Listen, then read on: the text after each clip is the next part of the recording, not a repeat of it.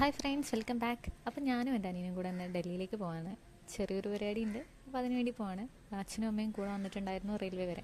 അങ്ങനെ അവർക്കൊക്കെ ബായ് പറഞ്ഞ് ഞങ്ങളുടെ ട്രെയിൻ വന്നിട്ടുണ്ടായത് ഒരു 5:35 ട്രെയിൻ പറഞ്ഞു. പക്ഷേ ട്രെയിൻ കുറച്ച് ലേറ്റായി. 6:05 കോഴിക്കോട് റെയിൽവേയിൽ എത്തിയിട്ടുള്ളത്. അപ്പോൾ എന്തായാലും ഇനി വരുന്ന 2 ദിവസം ഫുള്ളും ട്രെയിനിൽ തന്നെയാണ് ഞങ്ങൾ എത്തുക. നാളെ രാത്രി 10:35 ഞങ്ങൾ ഡൽഹിയിലെത്തുക, നിസാമുദ്ദീൻ സ്റ്റേഷനിലെത്തുക. ട്രെയിൻ കയറിയവിടെ തന്നെ എല്ലാവരും ഉറങ്ങിയിരുന്നു. പിന്നെ എല്ലാവരും ഉറങ്ങി എണീക്കുന്ന ടൈം ആയപ്പോഴേക്കും ഞങ്ങൾ ജസ്റ്റ് ഫുഡൊക്കെ ഒന്ന് കഴിച്ച്.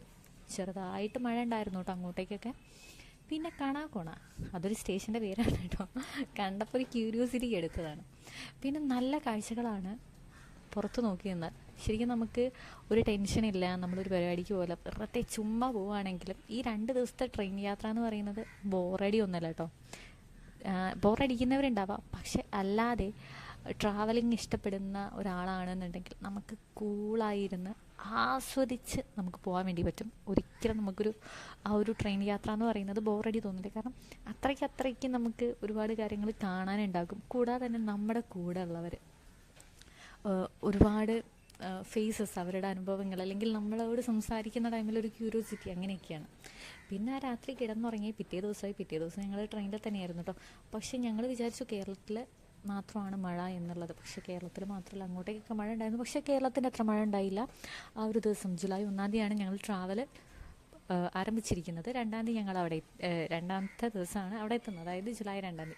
ഈ ഒരു വ്യക്തി എന്ന് പറയുന്നത് ഫുൾ ടൈം ഉറക്കുക. കാരണം ഈ ഒരു 3 ബെഡ്, അതിൽ സെക്കൻഡ് ബെഡ് നിവർത്തുന്നേ ഇല്ല. ആൾക്ക് മര്യാദയ്ക്ക് ഇരിക്കാൻ വേണ്ടി പറ്റില്ല. അവിടെ ഫുള്ളും കിടന്നുറങ്ങിയായിരുന്നു. എണീക്കുന്ന പോലും കണ്ടില്ല. ഫുഡ് കഴിക്കാൻ മാത്രം, അതും കിടന്നിട്ടൊക്കെയാണ് ഫുഡ് കഴിക്കുന്നത്. പിന്നെ ആളെന്ന് പറയുന്നത് റൈറ്ററാണ്. കുറച്ച് മുന്നത്തെ വീഡിയോയിൽ റൈറ്റർ ലാപ്ടോപ്പിൽ കുറച്ച് കഥ എഴുതാം. അപ്പം ഞാൻ ഇയാളുടെ മുകളിലും എൻ്റെ മുകളിലുമാണ് കിരൺ വരുന്നത്, എൻ്റെ അനിയൻ വരുന്നത്. അപ്പം ലാപ്ടോപ്പിൽ ഓരോന്നും എഴുതുന്നത് കണ്ടിട്ടുണ്ട്. മീൻസ് ടൈപ്പ് ചെയ്യുന്നത് കഥയാണ്. അപ്പോൾ ജസ്റ്റ് 2 ലൈൻ വായിച്ചപ്പോൾ കഥയാണെന്ന് എനിക്ക് മനസ്സിലായി. പിന്നെ അവനെ ഇടയ്ക്കിടയ്ക്ക് പുറത്ത് പോകും. അത് ഉള്ളിൽ AC ആയതുകൊണ്ട് തണുത്തിട്ടാണോ എന്നറിഞ്ഞൂടെ ഇടയ്ക്ക് പുറത്ത് പോകുമ്പോൾ കുറച്ച് ചൂട് കിട്ടുന്നതാണ്.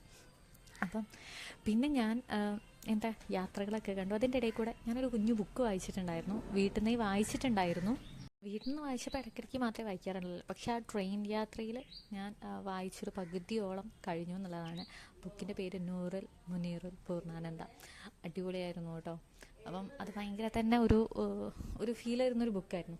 പിന്നെ ഞങ്ങൾ രാത്രി 10:35 8ാമത്തെ പ്ലാറ്റ്ഫോമിൽ നിസാമുദ്ദീൻ ഇറങ്ങി. ഇനി ഞങ്ങൾക്ക് ഇവിടുന്ന് ന്യൂഡൽഹിയിലേക്കാണ് പോകേണ്ടത്. അപ്പം ഞങ്ങൾ അപ്പം തന്നെ ഒരു ടിക്കറ്റ് എടുത്തു, 2 ടിക്കറ്റ് എടുത്തു. ഞങ്ങൾ പിന്നെ പോയിട്ടുള്ളത് 6ാമത്തെ പ്ലാറ്റ്ഫോമിലായിരുന്നു. അവിടെ പോയി ഞങ്ങൾ അവിടുന്ന് ട്രെയിൻ വെയിറ്റ് ചെയ്തു.